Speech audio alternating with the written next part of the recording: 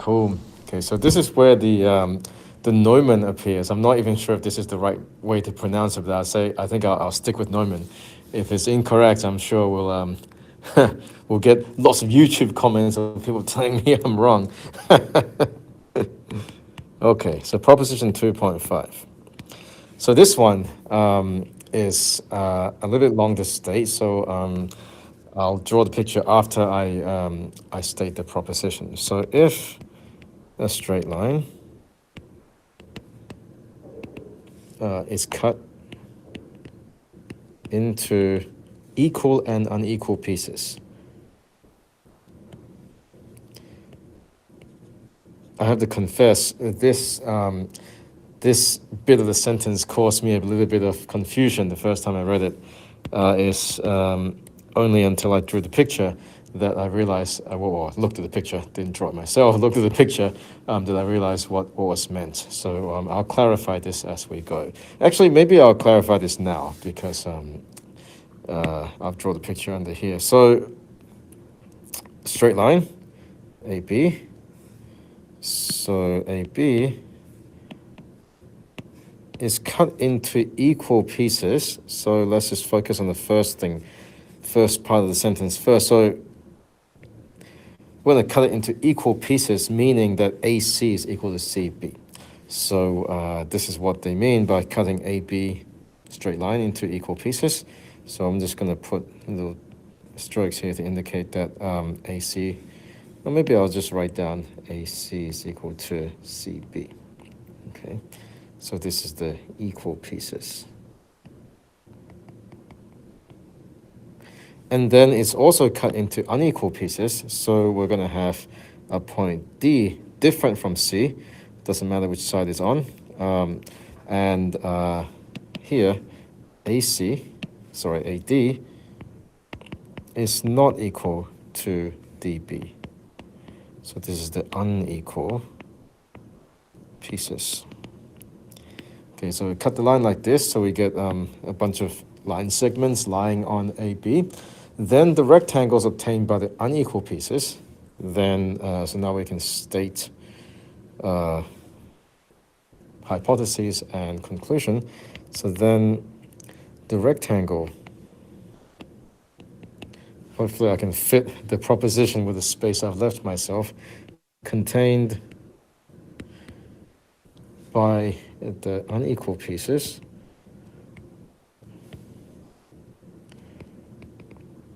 Okay, so now that we've got the diagram, I'm going to call this AD cross DB. I'm just going to indicate this. This is not notation used by Euclid, but you all know what I mean when I write AD cross DB plus the square on the square on the difference between the equal and unequal pieces. So I'm just going to mark this. So this is the bit we're talking about. Plus the square on, I'm really tempted to just write CD here, but I'll write the whole thing out. Plus the square on the difference between the equal and unequal pieces. So this is CD cross CD. This is the square on CD. Is equal to the square on half the line. Okay, so we've got two things, all right? One rectangle, one small square, and then we're going to say it's equal to a big square. It's equal to the square on half the line. Sorry to interrupt, but maybe it's worth remembering that there's a proposition in Book 1 that says we can draw, given a point on a line and another line, a segment on the first line of length equal to the length of the second line. So I can always transplant a line into some other line, so that the difference between two line segments is a well-defined thing by that kind of process. Do you remember the number? No. That's what the bot is supposed to be for, but I don't think it's good enough. Oh, is that right? Well, that would be great if the bot can just tell us. Yeah. I certainly don't remember the number. It's okay. I think that's a good point, right? Because when you say difference, we are doing something of the nature of what you said. Cool. Thanks, Dan. Okay, so the construction is kind of half complete. We'll complete the rest of it. So now you got the line. We cut it into pieces, and what we're going to do, the first thing we're going to do is we're going to use our trustee square proposition 46 from chapter 1, book 1, to draw a square on CB. So CB is here. So C B. I'm gonna make a square here, and here, this is proposition 1.46, right? Square on CB. Okay, so we have a bunch more constructions to go. We have to join up this line, this diagonal, and we're gonna label some stuff. This square CB, we're gonna call CEFB. I can still write the CEFB. And the next thing we're going to do is we're going to draw a bunch of parallel lines. We're going to draw parallel lines through D, parallel to BF. So remember, there was a proposition 31 that allows us to draw all kinds of parallel lines through points, or parallel to existing lines. So I'll write that in a bit. So there's this one. We're also going to draw a parallel line from, we're going to draw a line actually through H. So this is H here. It's the intersection of DG. Right? G is the point where the line through D, parallel to BF or CE, hits EF. So let's mark these in. And we're going to draw another parallel line through H, parallel to AB. So I'm going to try and just do this. Just eyeball it here. There we go. Right, and then we're going to draw a final parallel line through A, parallel to BF. And then we're going to label these intersection points like so. I think I got all of them. And let me just mark these two as parallel, and then this one is parallel. So proposition 1.31 allows us to all these, right? Construct parallel lines through, we did D, H, and A, I guess parallel to the things that that is indicated on the diagram. So I won't write all that out in the small space that we've got. Okay, so this is the construction that we need, and I'm just going to do one more thing, just to make it kind of clear what we're doing. So this is not in Euclid. I'm just going to draw it in for our sake. So what's the statement here? The statement here is that the rectangle AD cross DB. So AD, AD cross DB is going to be this thing here. Or maybe, so this thing here is AD cross DB. And the big square is, I guess, CB, AC or CB, right, is this guy here, right? And the claim is that and then there's also this small square down. I'm running out of colors down here. This is the small square here. Right? The claim is that when you take the green and you add it to the black, you get the red, right? So it may help to just kind of indicate that you can subdivide this rectangle here with this line, and right, you can kind of play some jigsaw puzzles in your mind to convince yourself that this statement is true. But of course, there's not a proof, so now we'll go off and prove this. So the proof goes as follows. Okay, so by proposition 1.43, the area of CH is equal to the area of HF. So CH is so these are the complements of a parallelogram.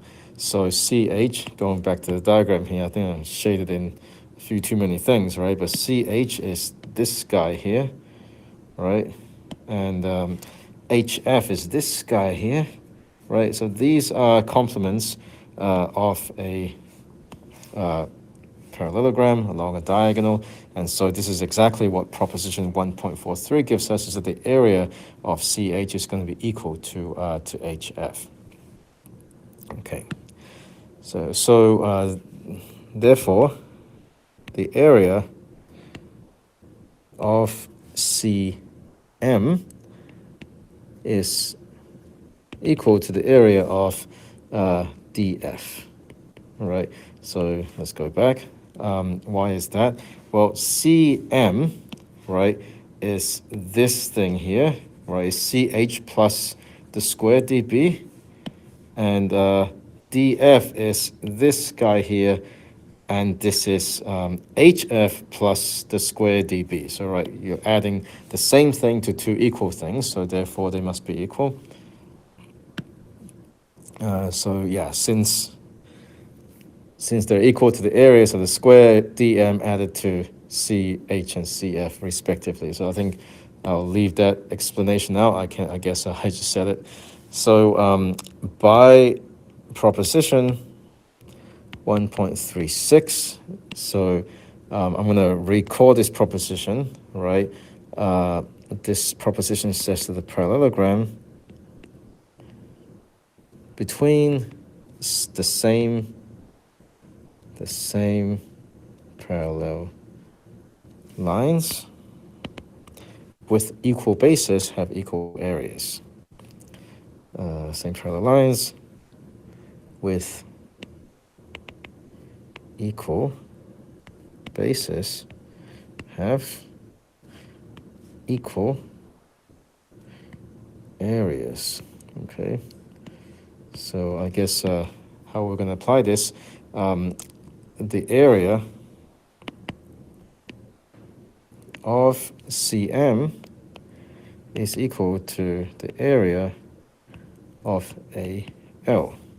Okay, so going back to the diagram, CM is this one here, and AL is this one here, right? So why are they equal? Right, between parallel lines, between the parallel lines AB and KM, these two lines are constructed to be parallel, and by construction, AC is equal to CB, right? So these are parallelograms, or actually rectangles, with equal bases, for the bases being AC and CB between two parallel lines. So they have equal areas, and so so then we can conclude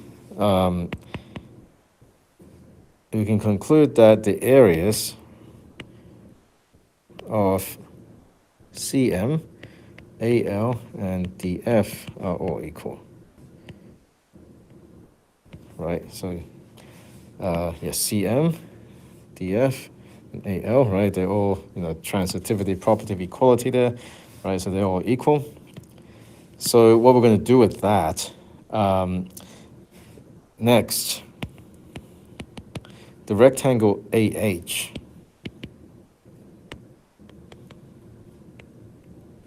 AH can be decomposed into AL and CH. Okay, going back to the diagram, I guess this is different color. So the rectangle AH is this big one here, right? All we're saying is that we can write this as AL and CH, right? Because they're kind of next to each other, put them together, you get the big rectangle. Okay, can be decomposed into, and the Neumann.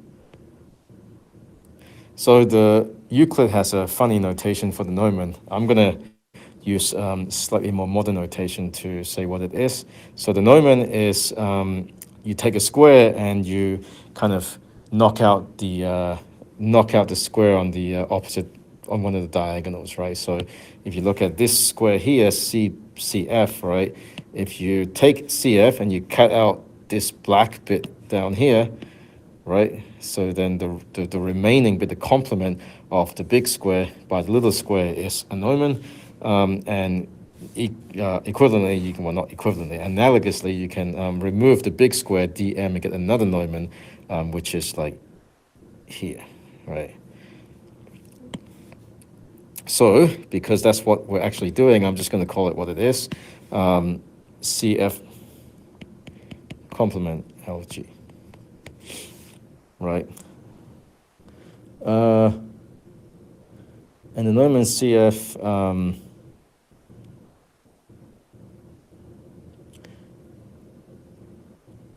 sorry, I'm just looking at my notes. I seem to have missed. Hang on, let me say that. So the rectangle AH can be decomposed into AL and CH, right? So you've got AL and CH, and then you've got a Neumann here on the other side.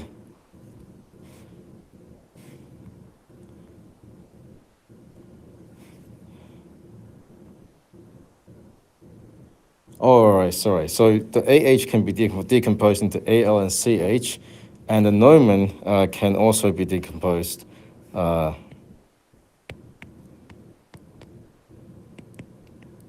into DF and CH, right? So why is that?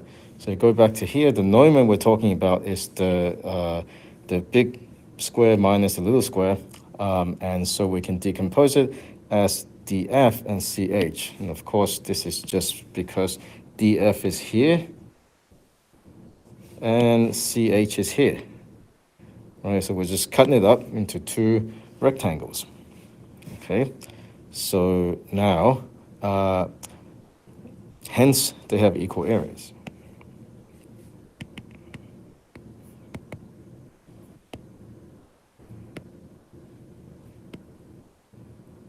Okay, so what do I mean?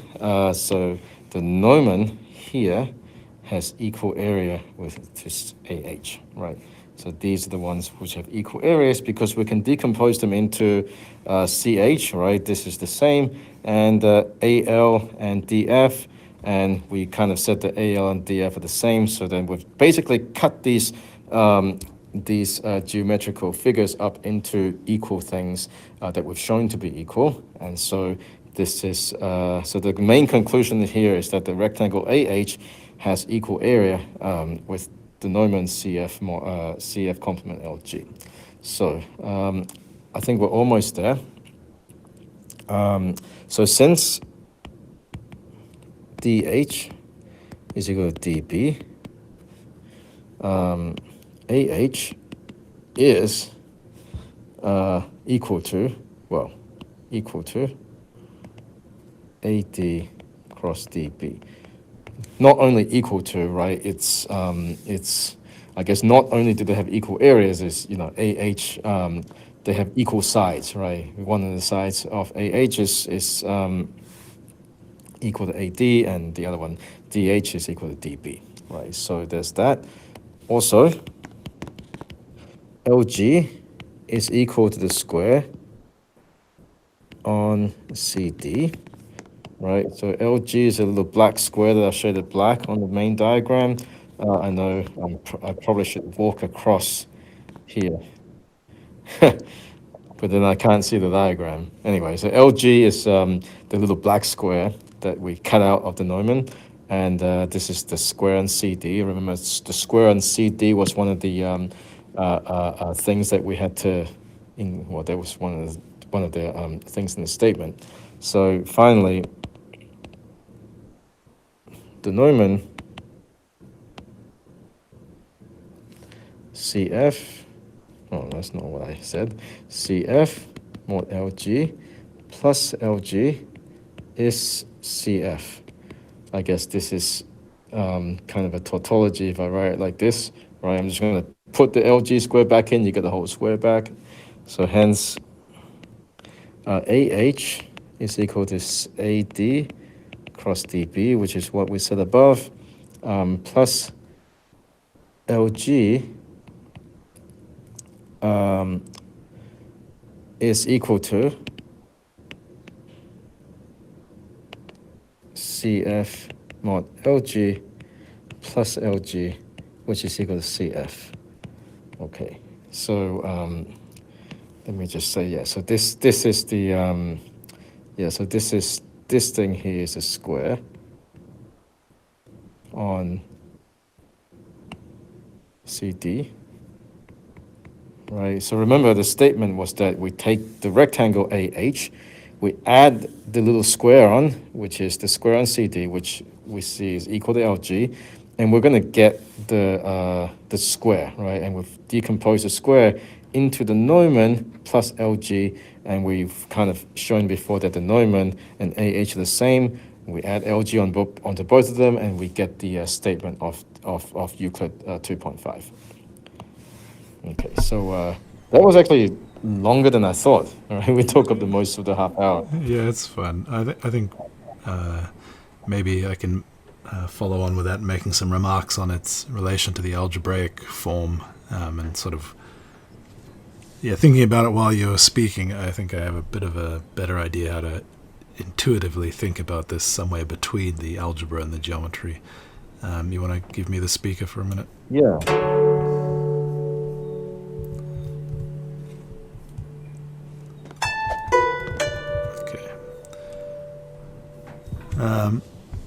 All right, so let me redraw the diagram and label some things, and then just comment on the algebraic form. So if you divide a line into two unequal pieces, and I'm going to call one of them A and one of them B, then if you were to divide it equally, I guess we'll put it there. So that was C and D, right? So that's A, that's B, that's C, and that's D.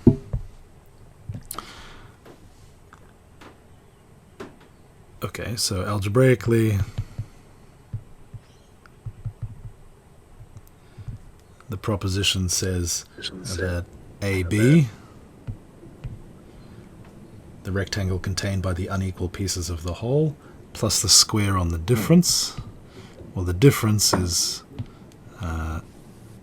that, which is the difference between a half A plus B and, well, either one.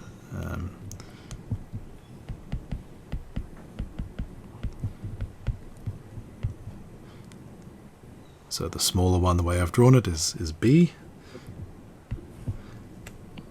I guess that's actually, I mean, the picture sort of has to be on that side, right? Yeah. So that's maybe worth observing. Is equal to the square on the half the length, so a half A plus B squared.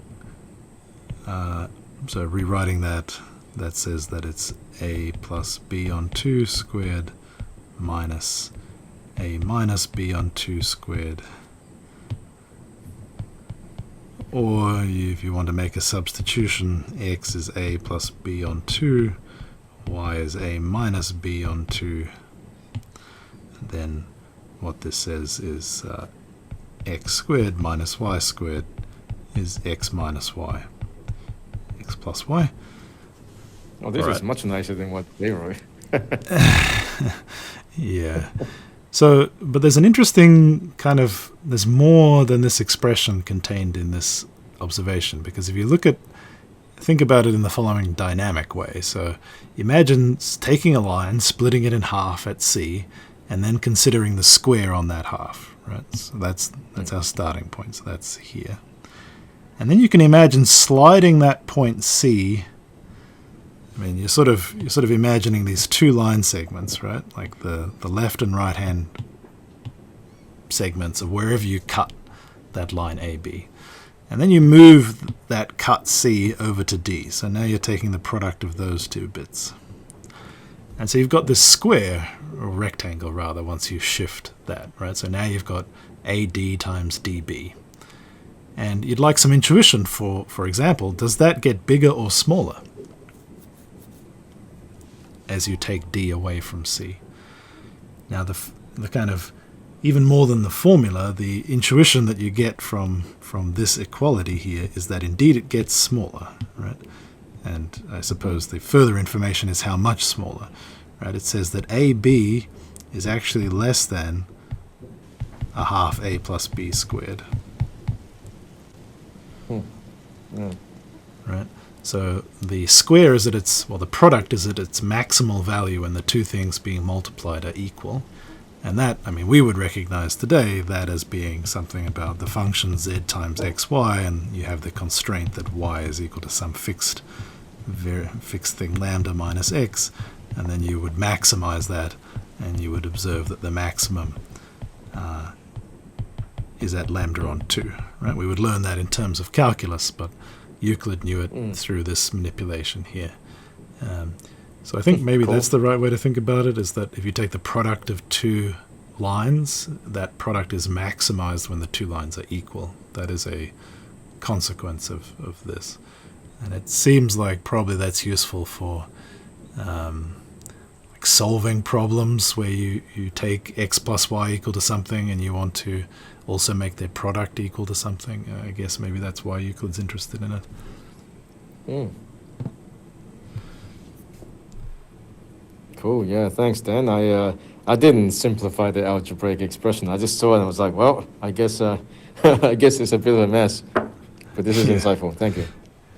Yeah, I guess it makes sense to orient your algebra around things like halves, right? Because those are operations. You know how to bisect a line, so those are the kind of primitive concepts on which you're then building the algebraic manipulations. It looks a bit odd to us, I guess. We would find x squared minus y squared equals x minus y times x plus y to be more natural. But, I mean, that could have also come first, right? That would be easy enough to prove by similar methods. I don't know if that's explicitly a proposition.